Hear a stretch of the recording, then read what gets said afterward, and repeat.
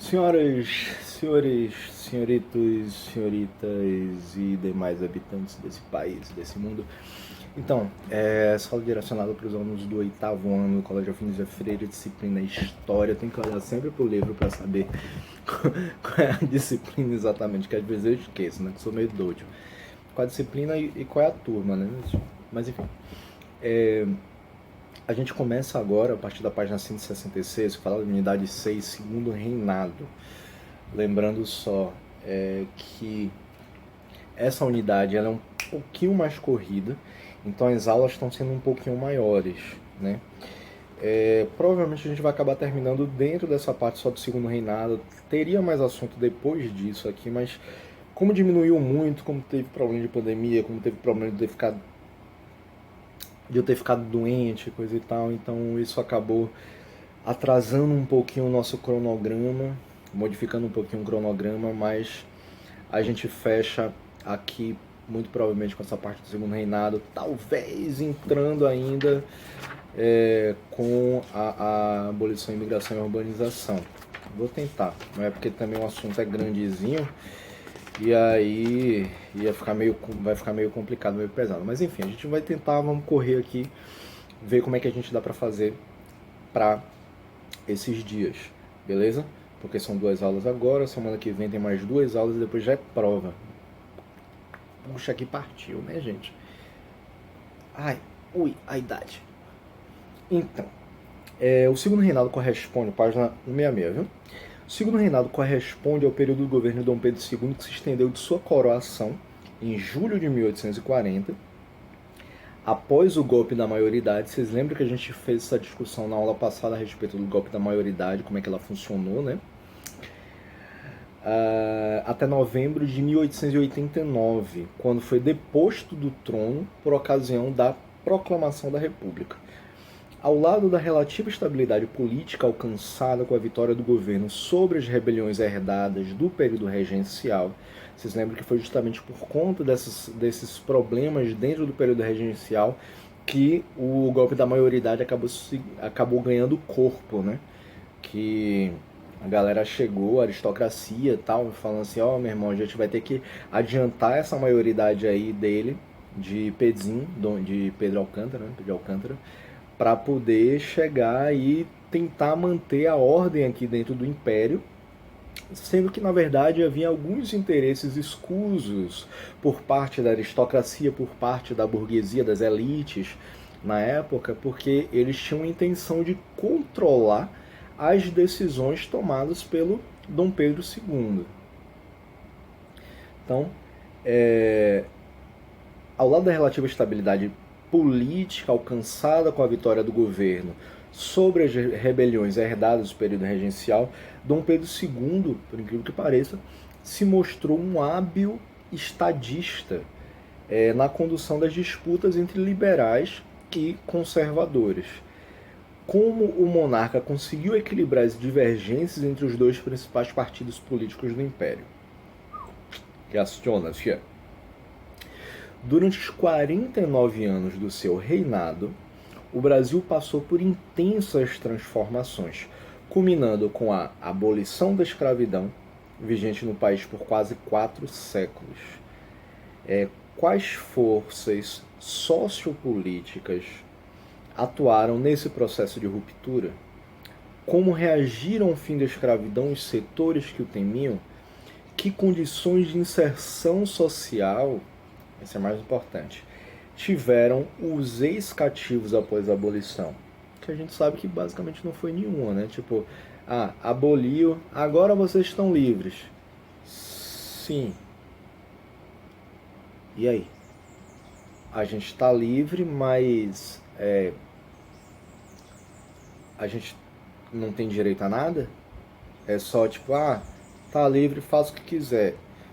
E todos esses 400 anos de sofrimento e essa reparação e essa concessão de terras que vocês costumam dar para todo mundo aí, nossas terras, um pedacinho de terra pra gente também, pra tocar a vida. E aí, não vai rolar não? Não. O cenário de mudanças apontava para a modernização do Brasil, do país, promovida pela economia cafeeira e decorrente urbanização. Contudo, as antigas estruturas dos tempos coloniais não desapareceram. A permanência da ideia do latifúndio exportador intensificava as desigualdades sociais. Latifúndio exportador, a ideia da monocultura, aquilo que a gente já falou tudo na aula passada também, né? Marcaram essa transição para o trabalho livre. Observe a obra de Cândido Portinari, aqui, chamada Café. Café!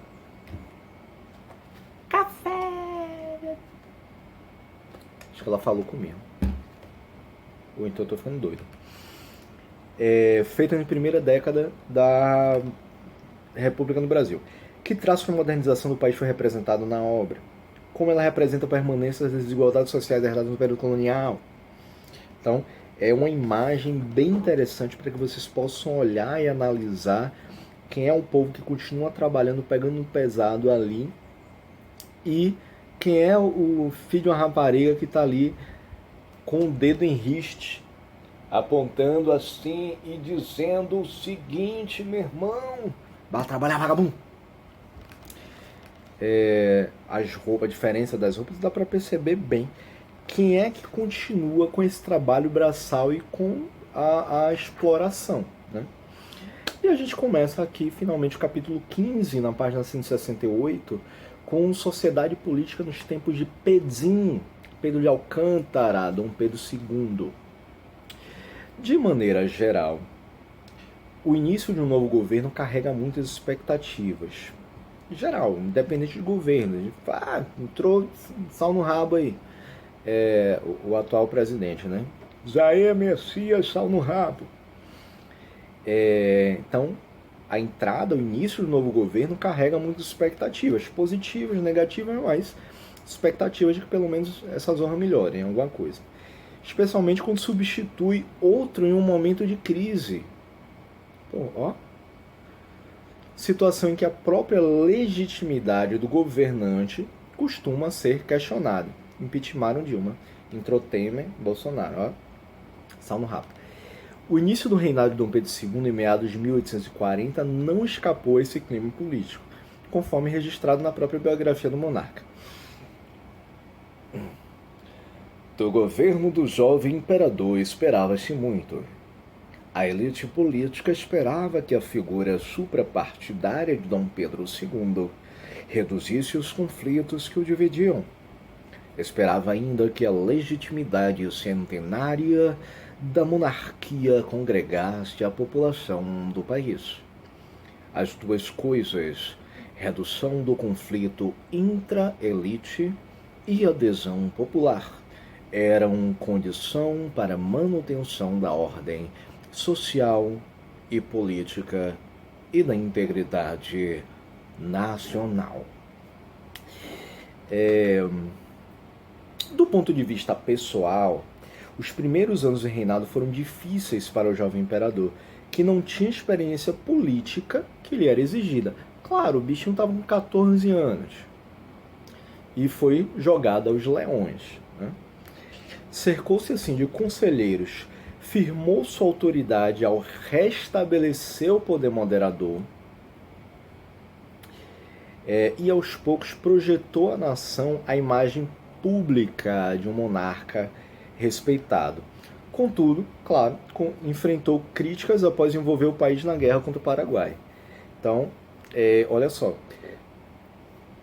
a Constituição de 1824, que tinha sido promulgada e que tinha sido colocada a ideia do poder moderador, a existência desse quarto poder, juntamente com o legislativo, o executivo e o judiciário, o poder moderador, que é aquele que toma sempre a decisão final em relação a tudo que acontece no Brasil, o Dom Pedro II ele manteve isso, apesar de que as discussões, inclusive durante a regência una, para que se mudasse da regência trina para a regência una, seria que esse poder moderador ele pudesse ser extinto também.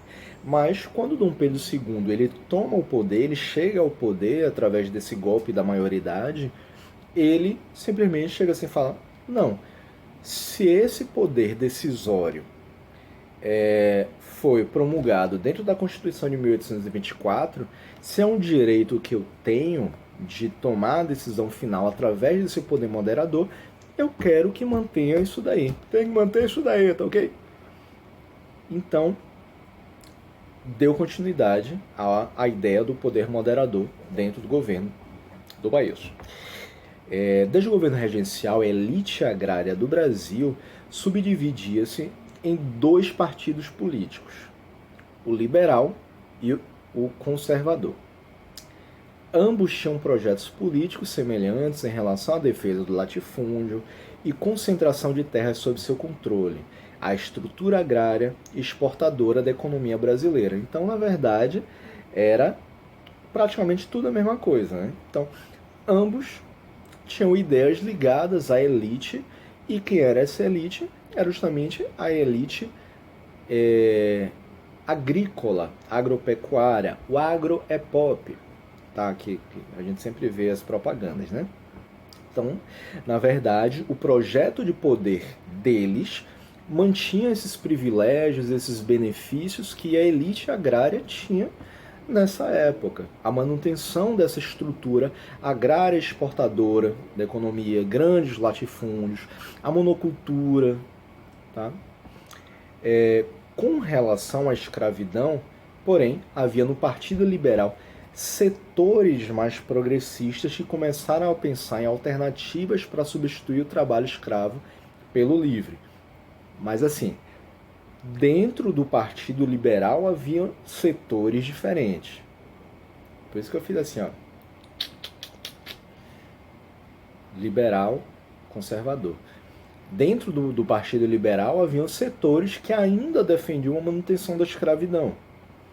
Outros buscavam já discutir essas ideias sobre o fim da escravidão e uma transição para um trabalho livre, assalariado. Entre os filiados do Partido Conservador, prevalecia, claro, o interesse em manter a escravidão. Os conservadores sempre sendo um rebanho de sacana, né? Então, sempre que a gente para pensar assim, quem são os conservadores? É aqueles que querem manter uma determinada estrutura que explora a massa trabalhadora, que explora a ideia de escravidão, que explora a ideia de religiosidade, mantendo aqueles ideais cristãos que são mais nocivos já à população em geral, até mesmo porque conservador é a manutenção de um sistema já vigente, sendo que a humanidade evolui. Consequentemente, se evolui, é necessário que hajam mudanças. Mas os conservadores eles buscam manter esse sistema funcionando da forma que já funcionava antes. Então, né, evolução. Os conservadores costumam ser contra a própria evolução. Não à toa que os conservadores eles batem de frente com as ideias da ciência, né? Quando fala assim, não, porque a gente deve respeitar a ciência, investir em educação, trazer discussões sobre o progresso que vai beneficiar a todos. Mas os conservadores falam assim, o quê? Ciência? Não. Vocês lembram como aconteceu na Idade Média, né? Que os setores que buscavam relacionar a ciência à própria evolução da humanidade eram atacados, eram confrontados pela própria Igreja Católica. Porque se você vai justificar a evolução da própria humanidade através da ciência e não da religiosidade, não simplesmente porque Deus quis assim. Tipo, a ciência busca trazer essas ideias, explicar o que acontece através dos estudos empíricos, através das discussões, através da pesquisa, através de novos conhecimentos, e vai tentar transformar essa ideia do conhecimento para algo popular, para que todos tenham acesso a isso. Em contraposição a essa ideia da ciência, a ideia do racionalismo, que é algo racional, algo que precisa ser pensado, estudado, analisado, vem as ideias da igreja. E o que é que a igreja acaba defendendo? Que existe somente uma verdade absoluta que está lá, dito na Bíblia, porque Deus quis dessa forma e pronto, foda-se o resto. Então, os ideais conservadores acabam sendo contra a própria ideia de progresso.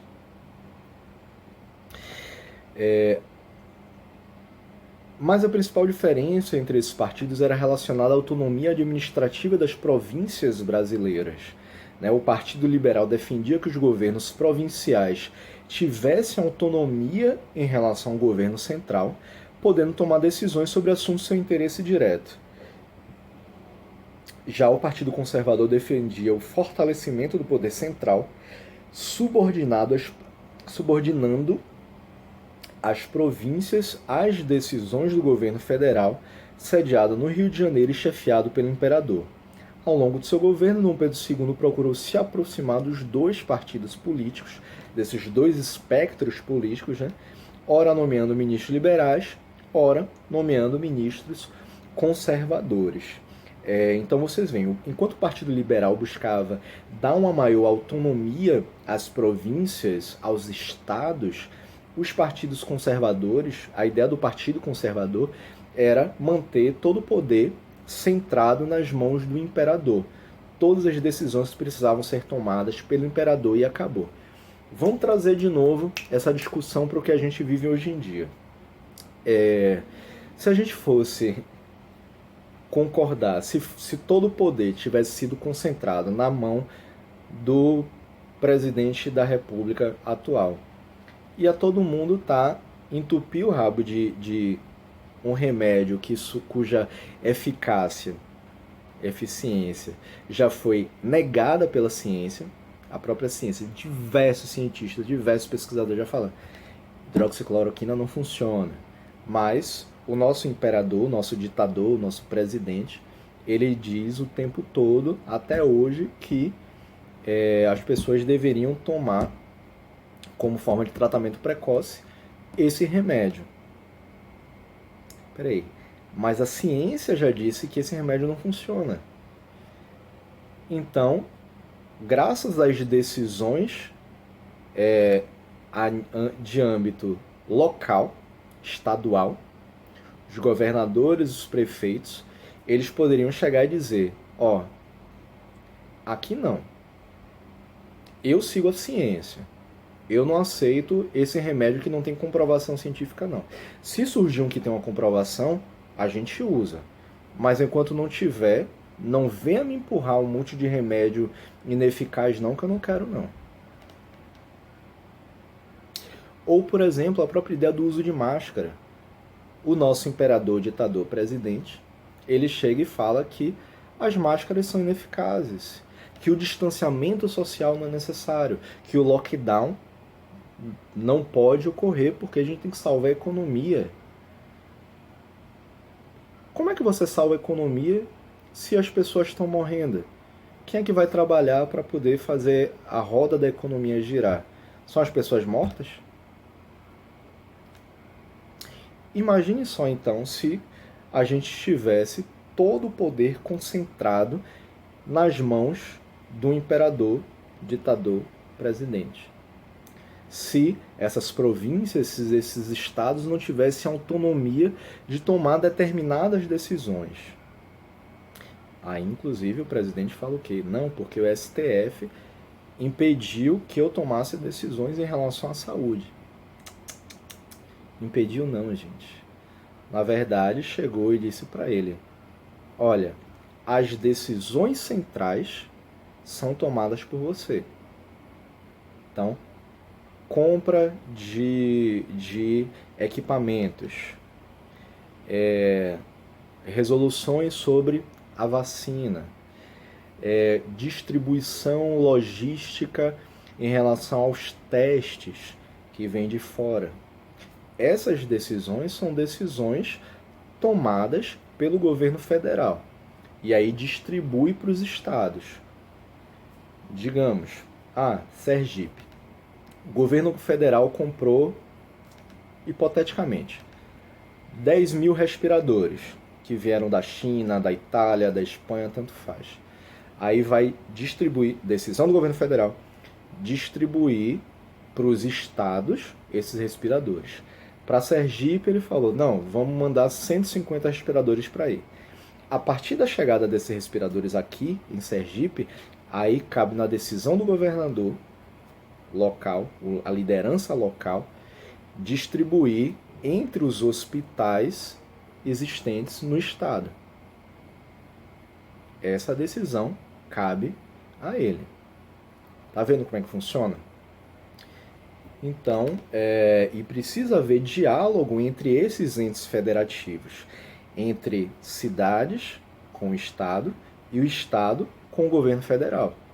Essa é a importância de manter uma ideia que não é um poder centralizado em uma única pessoa, no imperador, ditador, presidente, mas sim manter um diálogo frequente entre todos os responsáveis pelos entes federativos, todos os responsáveis pelas províncias, pelos estados, com o presidente, com o governo federal.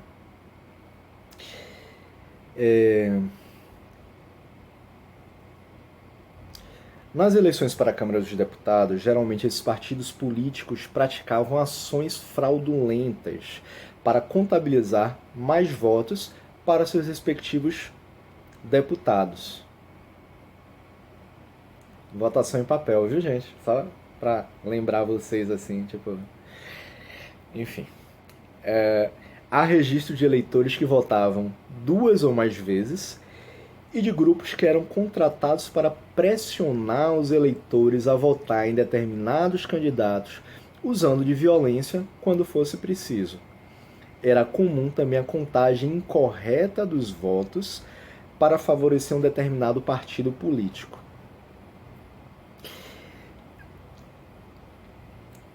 Isso era por volta de 1840. Tem um líder político aí, né, nosso imperador, ditador, presidente, que ele quer a volta do voto em papel. E veja o risco que a gente está correndo. Esse parágrafo todo, releiam 46 vezes esse parágrafo, só para... Um exemplo dessas práticas ocorreu em 1842, quando a violência foi utilizada por partidos liberais para assegurar a vitória de seus deputados nas eleições. Os membros do Partido Conservador se referiam ao episódio na época como eleições do cacete. Cacete não é a piroca não, viu, gente? Cacete em relação a cacetete, de dar uma cacetada, não dar uma porrada no outro. E o próprio imperador dissolveu a Câmara dos Deputados, reconhecendo os abusos cometidos pelo Partido Liberal para obter votos. Dissolver é anular, né? Acabar, não, pô, tem que rever isso daí. No contexto político, representa fechar, anular o poder de seus membros. Vai dissolver toda a Câmara dos Deputados para que pudesse ser feitas novas eleições, dessa vez uma tentativa de não ter mais fraude. Aí a gente tem essa imagem, esse desenho feito pelo Angelo Agostini, que ele diz o seguinte: a charge ironiza a violência e as fraudes nas eleições da época. Observe que enquanto a cena principal evidencia o uso da violência entre um representante do Partido Liberal e do Partido Conservador, o nome de cada partido aparece escrito na faixa, na cintura deles, a cena ao fundo representa um tumulto com várias pessoas se agredindo e outras feridas no chão. Então era basicamente o que existia com essa ideia. Aí a gente vai para a adoção do parlamentarismo lá na página 170. Em 1847, os liberais que participavam do governo aprovaram a criação de um novo cargo político, que era o de presidente do Conselho de Ministros, que chefiaram o Ministério e o Parlamento, que era a Câmara dos Deputados. Foi uma tentativa do Partido Liberal de implantar no Brasil uma monarquia parlamentar, que era semelhante à que já existia na Inglaterra desde a Revolução Gloriosa de 1689, com isso diminuindo o poder do imperador. Vocês lembram que a gente já fez essa discussão também a respeito dessa monarquia parlamentarista, que inclusive ainda hoje existe uma ideia a respeito disso na Inglaterra principalmente e na Bélgica, né? Que você tem a presença, a figura do rei, ou da rainha, no caso da Inglaterra, a Rainha Elizabeth, mas as decisões políticas e administrativas do país acabam se concentrando nas mãos do primeiro-ministro, que aí no caso lá da Inglaterra é o Boris Johnson. Então, você sabe que tem a Rainha Elizabeth, mas é o Boris Johnson que toma as decisões referentes à administração do país, da Inglaterra. Por exemplo, a decisão sobre a saída do Brexit foi justamente tomada por ele. A Rainha da Inglaterra acaba se tornando muito mais uma figura emblemática, é algo quase que uma caricatura, né? É só pela presença de algo que seja mais de celebrações, para as celebrações, né? No regime político parlamentarista, o primeiro-ministro, cargo correspondente no Brasil ao de presidente do Conselho de Ministros, é escolhido pelos deputados do partido com a maioria dos representantes na Câmara, visando fortalecer o poder legislativo frente ao poder executivo. No entanto, o parlamentarismo que acabou sendo implantado aqui do Brasil não anulou o poder moderador, lembrando dos 4 poderes, né? Então ele não vai anular o poder moderador. Era o imperador quem nomeava o presidente do Conselho dos Ministros. Ele também tinha autoridade para demitir os ministros, desfazer a Câmara dos Deputados, como aconteceu ali na dissolução, quando houve as eleições fraudadas entre o Partido Liberal e o Partido Conservador, e também na convocação de novas eleições. Na prática, esse regime político fortaleceu o próprio poder pessoal de Dom Pedro II. Por isso foi chamado de parlamentarismo às avessas. Esse regime político permaneceu até o fim do segundo reinado, frustrando as expectativas dos liberais que há muito desejavam diminuir o poder central. Então, né, a ideia do parlamentarismo, da monarquia parlamentarista, era tentar tirar um pouco do poder de decisão das mãos do imperador, através principalmente da eleição desse primeiro-ministro ou desse presidente do Conselho de Ministros, através da escolha dos deputados, mas como o próprio imperador chegou e falou assim, não, essa decisão não vai ser de vocês não, a decisão vai ser minha, da escolha desse primeiro-ministro, desse representante, desse presidente do Conselho dos Ministros. Então, ele vai escolher alguém que seja alinhado aos seus próprios interesses. Ou seja, o poder do parlamento continua sendo limitado às decisões do imperador. Só que dessa vez ele vai ter 2 esferas de decisão. O conselho, o presidente do Conselho dos Ministros, que é um indicado seu, ou seja, as decisões ainda vão ser influenciadas por ele, pelo imperador, e no final das contas ainda tem o poder moderador, que é o poder de decisão final do próprio Dom Pedro II.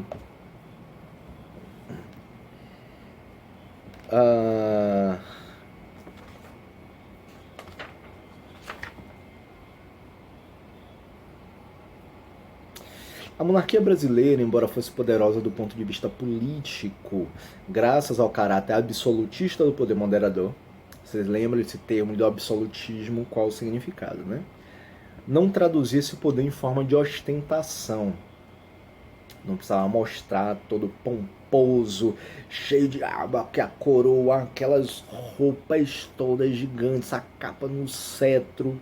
Tipo, a imagem de Dom Pedro II na abertura da Assembleia Geral é daquele cara assim, e rapaz, a barba dele é loura. E essas perninhas de fora. Adoro. Mas enfim. Isso pode ser explicado, essa coisa de não ter se transformado, não ter se traduzido em forma de ostentação, isso muito se explica pela própria personalidade de Dom Pedro II, que dava mais valor à modéstia. Exemplo disso foi seu hábito de deposto pela República, passar a assinar simplesmente Pedzinho, Pedro. Mas havia outro fator principal. A corte brasileira era pobre se comparada às cortes europeias. Os caras nas cortes europeias, em Portugal, na Inglaterra, na França, na Itália, na Espanha, todo cheio de pompas, todo cheio de riqueza, todo cheio de castelo, a monarquia lá, peidava, saía dinheiro, cagava, saía ouro. Aqui no Brasil não era bem isso, até mesmo porque a gente ainda tinha essa relação toda com Portugal, então boa parte das riquezas que a gente produzia aqui mandava para Portugal, ou então pagava as dívidas que o Brasil já tinha com a Inglaterra. E às vezes até Portugal tinha com a Inglaterra, mas era o Brasil que tinha que pagar, né? A manutenção de uma corte luxuosa no Brasil seria inviável, até mesmo por causa da modesta dotação, renda vitalícia, da família imperial. A lista civil, salário anual do monarca, né? Ela era de 800 conto por ano. No início do reinado, isso representava apenas 3% da despesa do governo central. No final, os 800 contos estavam reduzidos a 0,5%, a 0,5%. Ao longo dos 49 anos de reinado, o imperador nunca aceitou aumento da dotação. Que interessante isso, né? Apesar de várias propostas nesse sentido feitas no parlamento. O próprio parlamento tentava aumentar o dinheiro que seria repassado para o imperador. Mas o imperador, gente, que fofo, falava assim, quero não. Não. Diferente de certos imperadores, ditadores, presidentes que a gente tem. Além de não ter os hábitos perdulários, gastadores, tipo, não tinha lá um cartão presidencial que você podia gastar à vontade aí, sem ter controle por parte dos órgãos fiscalizadores, né? Cartão corporativo, pesquisem sobre cartão corporativo e o atual presidente. Além de não ter os hábitos perdulários, grandes gastadores, né, das grandes cortes, Dom Pedro não buscava acumular dinheiro. Que interessante. Ele não fazia rachadinha. E não tinha ligação com milicianos. Anotou no diário, nada devo, e quando contrai uma dívida, cuido logo de pagá-la. Não ajunto dinheiro. Ajuntar é juntar só, simplesmente, tá? Grande parte dos gastos normais do bolsinho imperial, como se dizia, ia para esmolas, doações a entidades beneficentes e científicas. Ciência, tá? Ciência. Para pensar nessa zorra sempre. Todo dia. Defendam a ciência, defendam a educação, tá? Pensões, etc. No ano de 1857 foram gastos 90 contos com esmolas, muito mais do que os vencimentos anuais de todos os 6 ministros. No mesmo ano, pensões e aposentadorias consumiram 50 contos. Boa parcela das pensões correspondia ao que hoje se chama de bolsas de estudos. Bolsa de estudo.